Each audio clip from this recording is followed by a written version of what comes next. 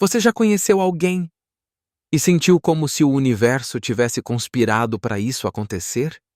Como se aquela pessoa tivesse aparecido na sua vida na hora certa, como se ela te completasse, como se de repente você tivesse encontrado uma parte perdida de si, mas, com o tempo, o encantamento virou cobrança, a doçura virou frustração, a leveza virou dor, e você se perguntou: como posso ter me enganado tanto assim com alguém? Carl Jung disse: conhecer sua própria escuridão é o melhor método para lidar com a escuridão dos outros. Mas quando estamos apaixonados, não queremos conhecer nossa escuridão.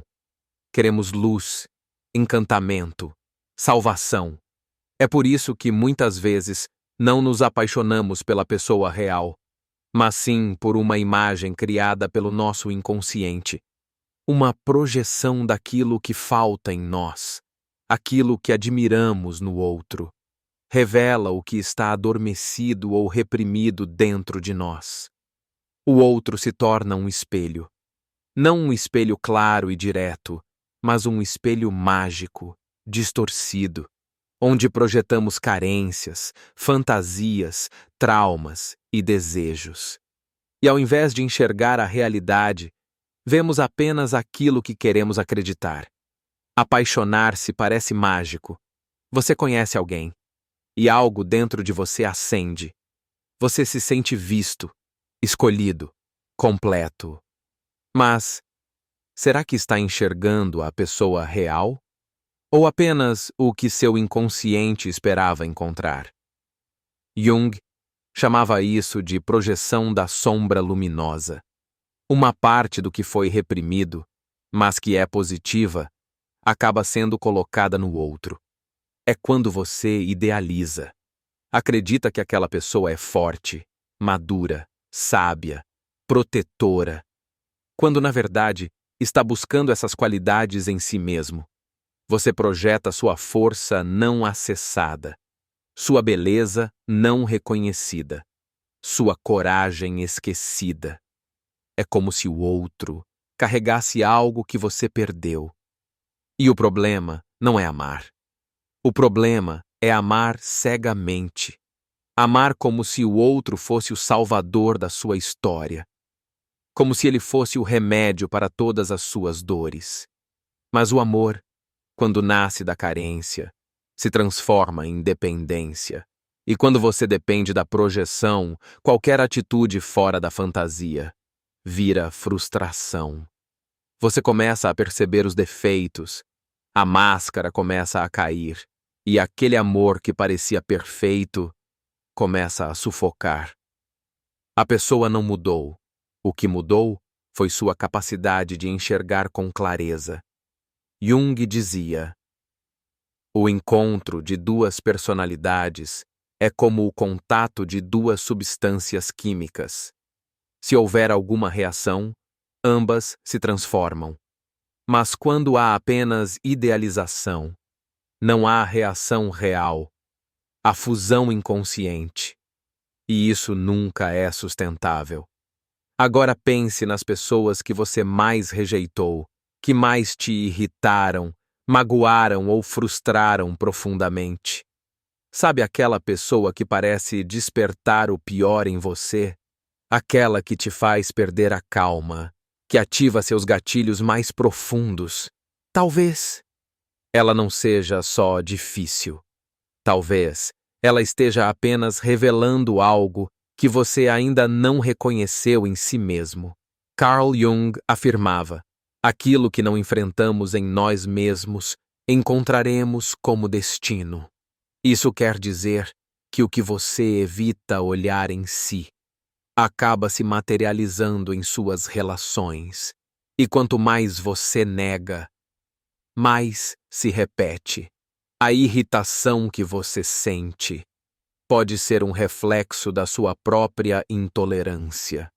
O ciúme que você projeta no outro pode nascer da sua insegurança. A raiva que explode sem controle pode ser dor acumulada de anos sem expressão. A sombra age assim. Ela se esconde nas atitudes do outro, para que você não precise admitir que também é capaz daquilo. Então você aponta, critica, se afasta, mas por dentro, aquilo segue vivo. E isso não acontece só com desafetos. Acontece também com amores. É comum se apaixonar por alguém que, sem perceber, representa algo que você perdeu, que te falta ou que te feriu.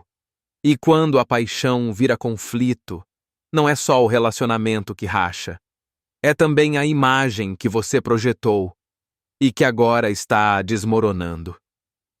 Você não está apenas decepcionado com o outro, você está em crise com sua própria ilusão. No começo, tudo parece encaixar perfeitamente. O outro te entende, te acolhe, te completa. Mas, com o tempo, algo começa a doer. Pequenas atitudes machucam. Palavras que antes soavam doces, agora te ferem. Aquela presença que confortava, agora sufoca. Você pensa, a pessoa mudou, mas na verdade, você está vendo com mais clareza.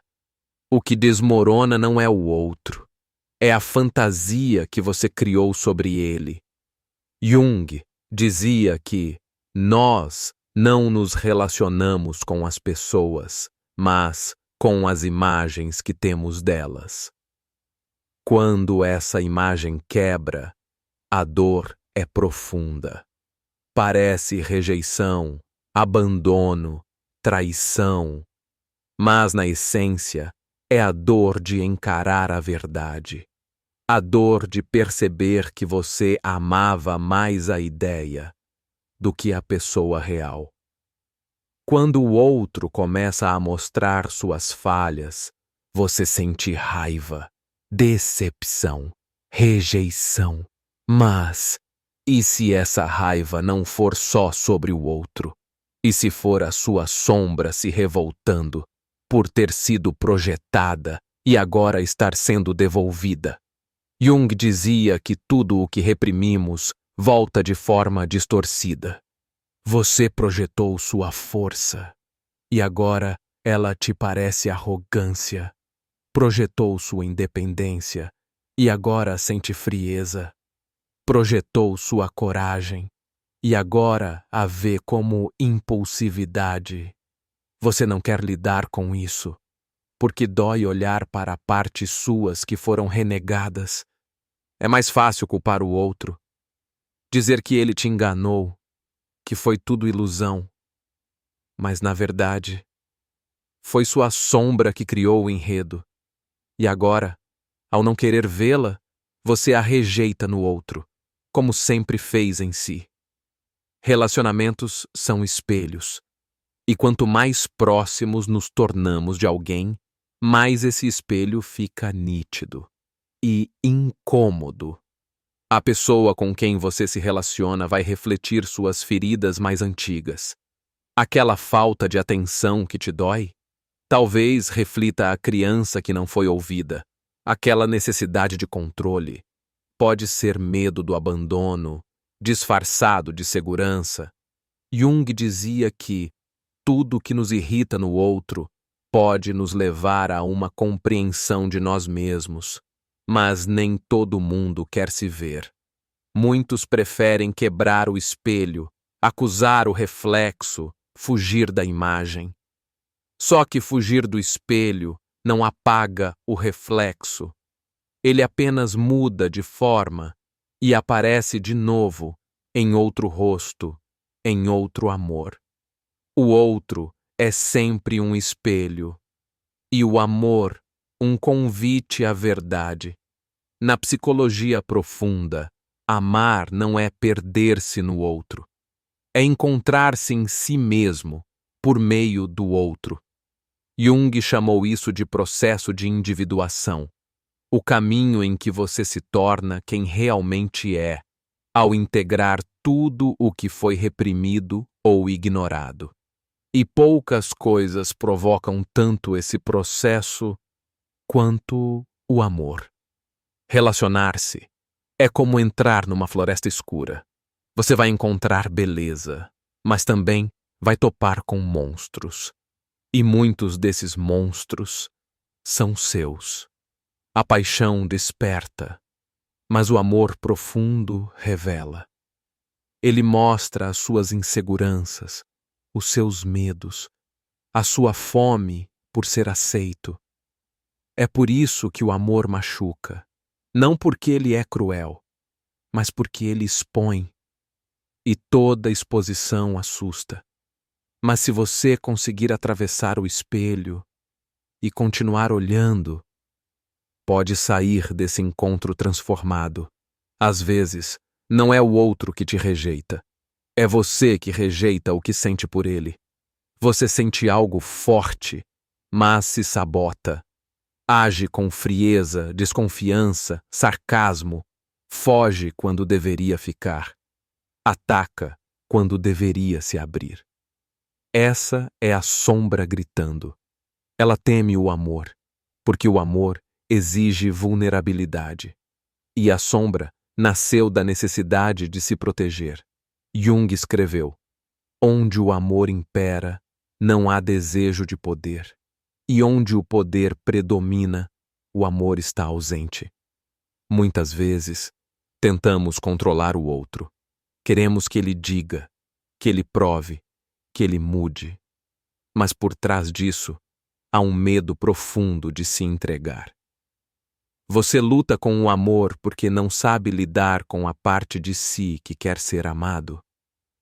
Você rejeita o que mais deseja, porque amar exige expor a ferida, e isso assusta.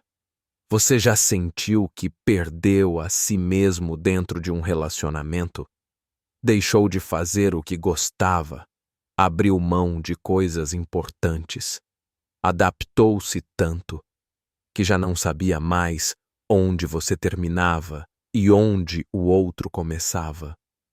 Isso é a fusão psíquica, e Jung alertava. Isso nunca é saudável. O amor verdadeiro une, mas não confunde. Na fusão, você projeta no outro o seu valor. E quando ele vai embora, você sente que não é ninguém. Mas a verdade é, você já era alguém antes dele chegar. E continua sendo. Depois que ele se vai, amar não é esquecer de si, é lembrar de si, mesmo no encontro com o outro. A relação que exige que você se anule nunca foi amor. Foi vício emocional disfarçado. E para sair disso, é preciso um ato de coragem. Recuperar-se de volta. Carl Jung não via o amor como um conto de fadas. Para ele, o amor era um campo de batalha simbólico, onde o ego se depara com a alma. Ele dizia: o encontro com o self é muitas vezes vivenciado como um encontro amoroso, porque o que você projeta no outro é, na verdade, a imagem do seu próprio centro. Ou seja, você se apaixona por algo que já está em você. O outro apenas ativa esse espelho. O amor vira transformação quando você para de exigir do outro e começa a olhar para dentro. A dor da rejeição se transforma em autoconhecimento. O ciúme vira reflexão. A saudade se torna reconexão com a sua essência. Você para de lutar para manter alguém e começa a lutar para não se perder de novo. É aí que o amor vira processo. E o processo vira libertação. Às vezes, o maior ato de amor é ir embora, não do outro, mas da ilusão que você construiu. Você não precisa ficar onde não se sente inteiro, nem continuar esperando que o outro preencha o que é seu. Separar-se pode ser um luto, mas também pode ser uma libertação. Jung dizia que a separação psicológica é necessária quando a relação impede o crescimento da alma. Ficar junto sem verdade é viver acompanhado da solidão. A dor da separação não vem da perda do outro, mas da quebra da projeção. É como acordar de um sonho bonito, mas que estava te fazendo dormir demais para a vida real. Separar-se pode ser o momento em que você para de esperar do outro e começa, finalmente, a se tornar inteiro por si mesmo. O amor mais bonito não é aquele que consome, é o que sustenta sem sufocar. É possível amar sem se abandonar, estar com alguém sem deixar de estar com você. Quando você se conhece, se integra, se fortalece, o amor deixa de ser carência e vira partilha. Jung acreditava que o verdadeiro encontro amoroso acontece quando dois seres completos se olham com verdade, e não quando dois vazios tentam se preencher. Você para de buscar aprovação, para de medir o valor pelo afeto alheio e começa a dizer: eu te amo, mas não preciso perder a mim mesmo para isso. Esse é o amor consciente, o amor que constrói e não substitui. Você não se apaixonou pela pessoa errada. Você se apaixonou pela parte de você que projetou nela. E isso não foi erro, foi um chamado. O amor veio te mostrar algo, te revelar o que estava esquecido, te confrontar com o que você ainda precisa curar. A dor que ficou é o eco da sua verdade pedindo para ser ouvida. Você pode continuar culpando o outro, ou pode escolher olhar para dentro. O verdadeiro amor começa quando você para de fugir de si e se permite com coragem enxergar tudo o que é, inclusive o que dói, o que assusta, o que foi negado, porque só quem se ama inteiro pode amar o outro de verdade. Se isso tocou você, é porque o amor já começou a despertar algo dentro. Inscreva-se no canal. Aqui, a gente desce juntos para o inconsciente.